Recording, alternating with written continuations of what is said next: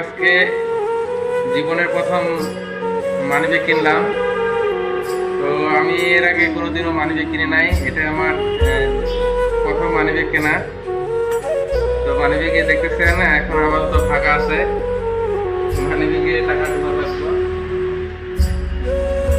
এখানে আছে